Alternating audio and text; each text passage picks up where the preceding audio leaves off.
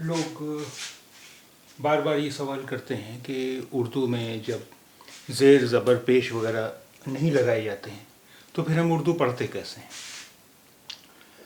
ये सवाल हमारे दिमाग में इस वजह से आता है क्योंकि हमने अपनी ज़बान, अपनी भाषा जो सीखी थी उसके लिए हमने कितनी मेहनत की थी, कितने प्रैक्टिस की थी, वो हम भूल जाते हैं। जब हम कोई नई भाषा सीख रहे होते हैं तब तक हम उस मेहनत को जो हमने अपनी भाषा सीखने पर की होती है उसे भूल चुके होते हैं।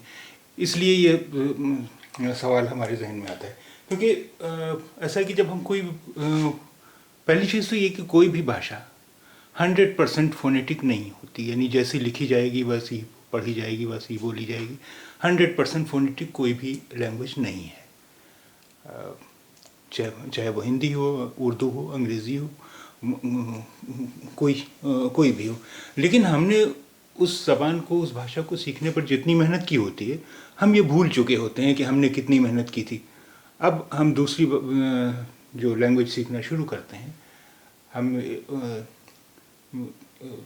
10 दिन में, 15 दिन में, महीने भर में ये सवाल करने लगते हैं कि जब ज़ेर ज़बर नहीं इस्तेमाल होते हैं तो हम आखिर पढ़ते कैसे।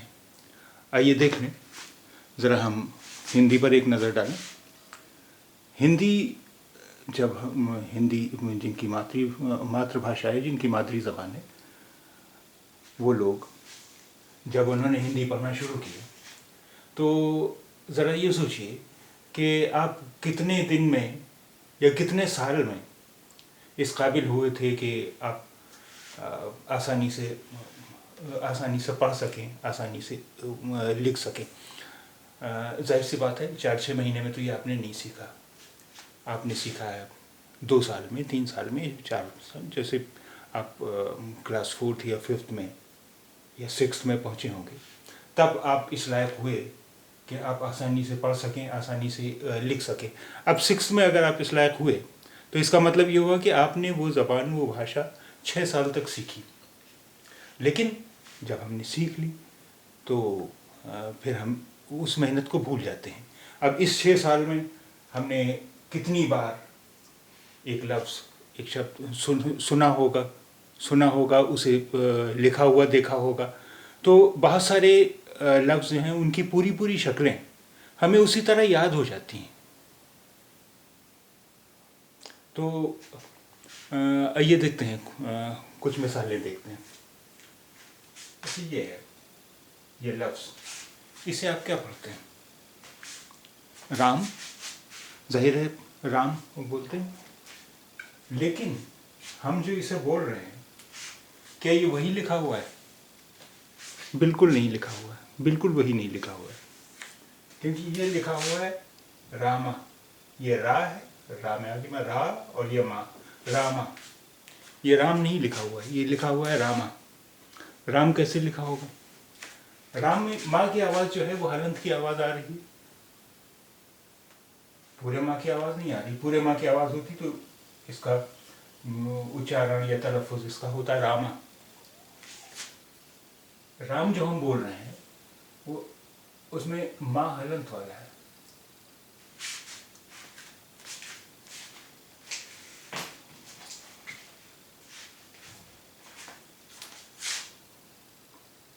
माँ हलंत वाला है। अब ये हुआ राम। लेकिन जो अभी लिखा हुआ था वो तो बगैर हलंत लिखा हुआ था, यानी लिखा हुआ था रामा और हम उसे बोल रहे थे राम। इसी तरह देखिए, एक शब्द है, एक लफ्ज़ है नमस्कार। क्या ये नमस्कार लिखा हुआ? नहीं, बिल्कुल नहीं। ये लिखा हुआ है नमस्कार।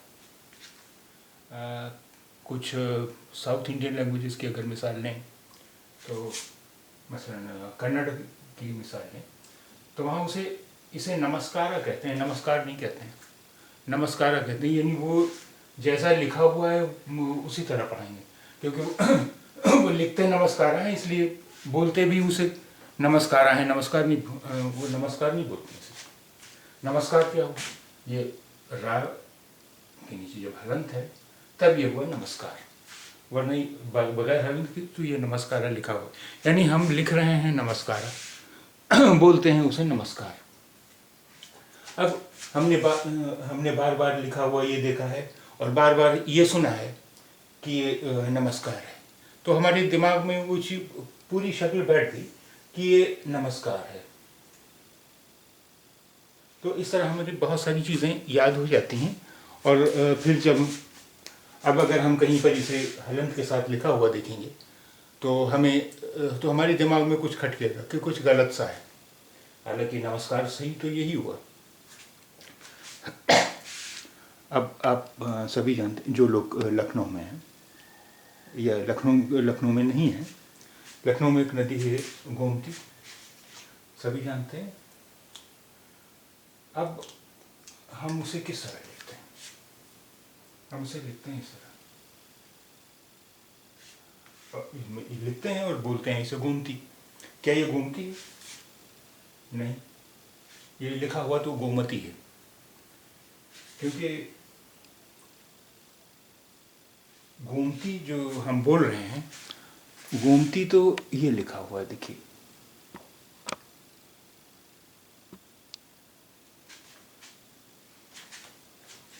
ये है गोमती और ये है गोमती,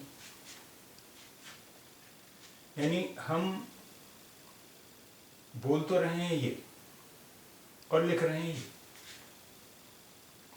अब अगर हमें कहीं पर गोमती इस तरह लिखा हुआ मिलेगा, जो कि जैसा हम बोल रहे हैं वैसे ही लिखा हुआ है गोमती, अगर हम इस तरह देखेंगे तो फौरन हमारे दिमाग में कुछ खटकेगा कि ये कुछ गलत है, कुछ अजीब सा लिखा हुआ है, क्योंकि सही हमें यही लगेगा, क्योंकि हमने लिखा हुआ ये देखा है और इसका प्रोनाउंसिएशन हमने गोमती सुना है, बार बार सुना है, सैकड़ों बार सुना है, तो इसलिए हमारे दिमाग में बैठ गया कि ये गोमती है, कि गोमती ये है, ये नहीं है गोमती, ये गलत है। फौरन हमारा दिमाग बताएगा ये गलत है। आइए एक शब्द और देख लेते हैं।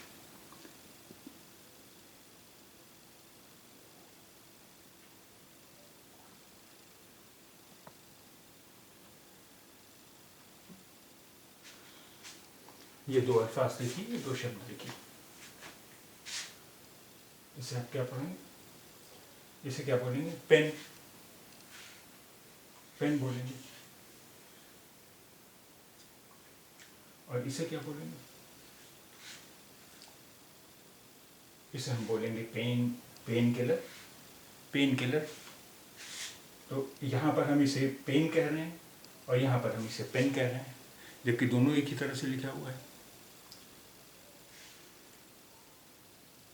पेन तो ये हुआ हलंत के साथ, ये पेन हुआ, जबकि हम बगैर हलंत के इसे लिख रहे हैं, इसी के भी, और इसे हम पेन बोल रहे हैं, इसे पेन, इसे यहाँ पर पेन बोल रहे हैं, स्पेलिंग वही है। तो ऐसा होता है। और अंग्रेज़ी में तो खैर बहुत ज़्यादा होता है, क्योंकि स्पेलिंग हम सिर्फ लफ्ज़ देखकर, किसी लफ्ज़ की स्पेलिंग देखकर अंग्रेज़ी में तो बहुत ही मुश्किल से बता पाएंगे कि उसका सही प्रोनाउंसिएशन क्या है, अगर हमें, जब तक हम पहले उसे सुने ना किसी से। आइए अब देखते हैं कि उर्दू के कुछ शब्द, कुछ अल्फाज।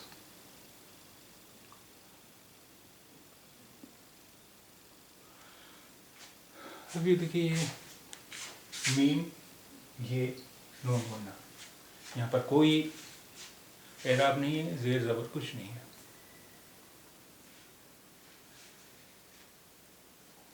तो इसे जब हम पढ़ने की कोशिश करेंगे तो इसे दो तरह से पढ़ा जा सकता है। अगर हम ये माने कि यहाँ मीम के नीचे ज़ेर है तो ये हुआ मैं, और अगर हम ये माने कि मीम पर ज़बर है तो ये हुआ मैं, क्योंकि मैं और मैं दोनों में भी दोनों ही लफ्ज़ों में मीन ये और नून बोलना है सिर्फ। तो हमें अंदाज से ही पढ़ना होगा ये मैं है या मैं है। अब अगर ये कहीं अलग लिखा हुआ है तो कुछ लोग इसे कहेंगे मैं है और कुछ लोग इसे कहेंगे मैं है। लेकिन अगर ये कहीं जुमले में लिखा हुआ है तो वहाँ तो बिल्कुल समझ में आ जाएगा कि ये मैं है या मैं है। उसकी भी मिसाल हम देखेंगे।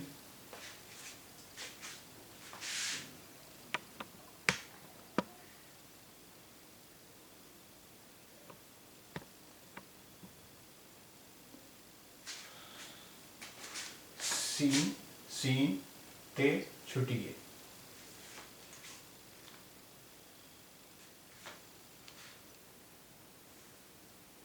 ये भी दो लफ्ज इसके हो सकते हैं, दो तरह से हम इसे पढ़ सकते हैं। अगर हम ये मान लें कि इस सीन पर ज़बर है तो ये हुआ सस्ती, और अगर हम ये माने कि इस सीन पर पेश है तो ये हुआ सुस्ती।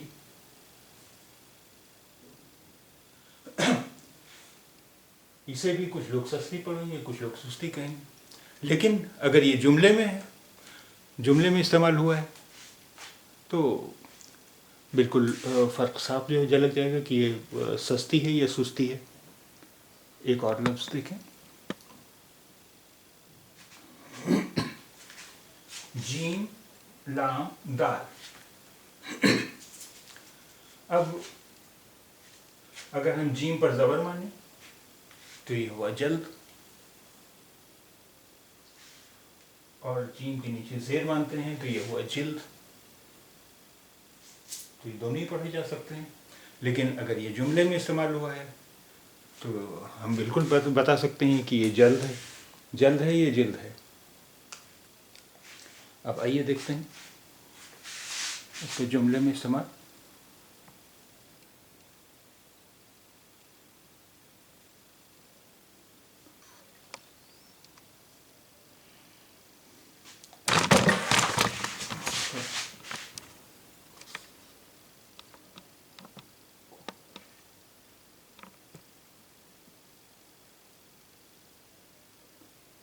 अब ये एक जुमला है,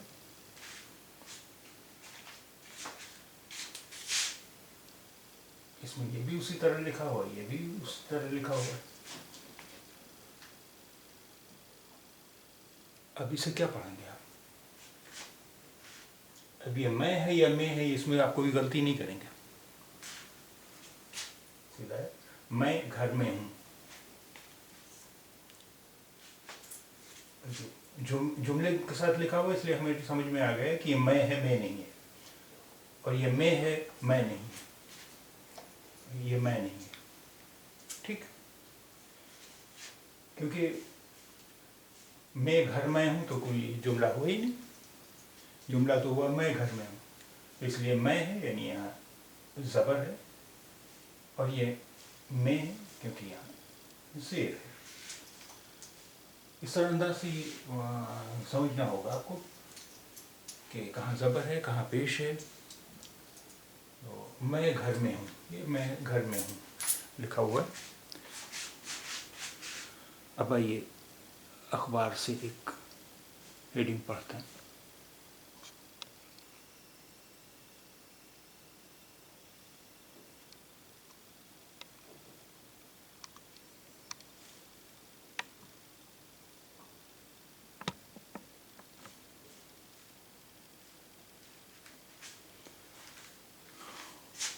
ये हेडिंग पढ़िए,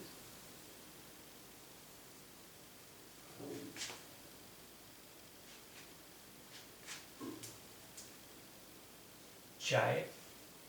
ये क्या है? सस्ती है या सुस्ती है? जाहिर है कि यहाँ पर सस्ती का कोई मतलब ही नहीं, तो ये सुस्ती है। चाय सुस्ती दूर करने के अलावा। अब ये जल्द है या जिल्द है? यहाँ जल्द का कोई मतलब ही नहीं, इसलिए ये जिल्द है। जिल्द निखारने में भी मुआविन। चाय सुस्ती दूर करने के अलावा जिल्द निखारने में भी मुआविन। अब जाहिर है आपने समझ लिया कि ये सुस्ती ही है, सस्ती नहीं है, और ये जिल्द है, जल्द नहीं है। चाय सुस्ती दूर करने के अलावा जिल्द निखारने में भी मुआविन।